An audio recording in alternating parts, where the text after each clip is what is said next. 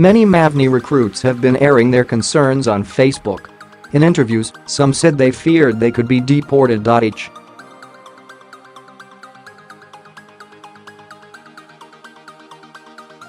Jeju, a Chinese national who signed an enlistment contract in January 2016, said that he has been calling his recruiter constantly because his student visa expires in 2 months and he has yet to receive a date to report for basic training.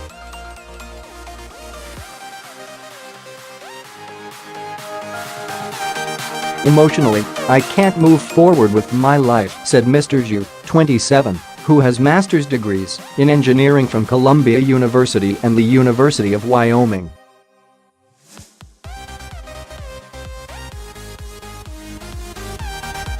"I am sure my contract is on the verge of being rescinded," he added, because enlistees must report to training within 2 years of signing a contract.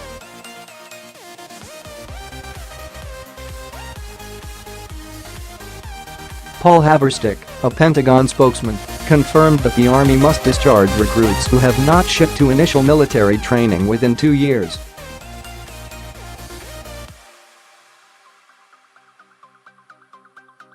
Unfortunately, some Mavni recruits have been unable to complete the increased security screening required by the Department of Defense to ship to training within 2 years of enlistment, he said, adding that the Army is still seeking ways to help those who have been affected.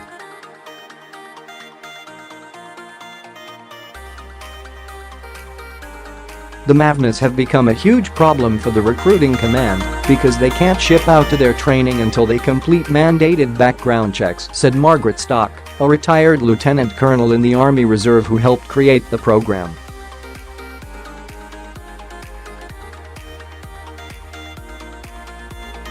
"If they can't ship out, they aren't doing the Army any good." Ankit Gadgil, a Nepalese mechanical engineer who enlisted in the Army Reserve in May 2016, recently had his training date postponed for the second time.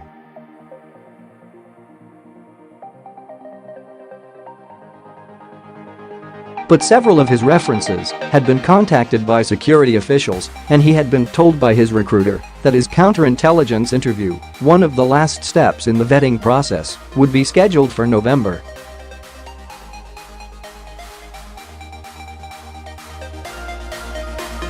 "I was hopeful and happy things were moving," said Mr. Gadgil, 24, who lives in Minneapolis. Instead, last week his recruiter phoned him to say that he was a Mavni loss and instructed him to turn in his military identification and stop attending training drills with his unit in Colorado.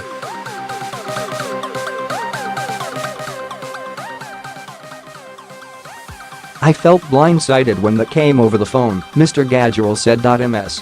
Stock said that with the end of the fiscal year approaching, the military offered loss forgiveness to recruiters of Mavni soldiers, a bureaucratic incentive to cancel their contracts so that they do not count against their performance.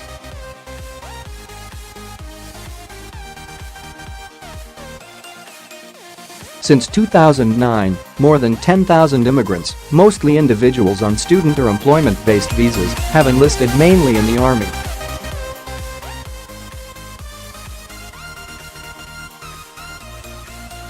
Mr. Anwar and Mr. Gadgil both came to the United States on student visas and then secured temporary work visas.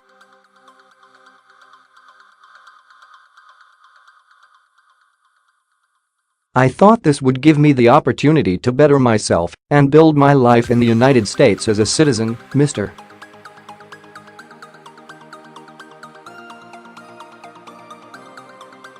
Gadgil said. Typically, participants in the program are sworn in as citizens after completing basic training without having to first obtain a green card or permanent residency, making the program the quickest path to citizenship.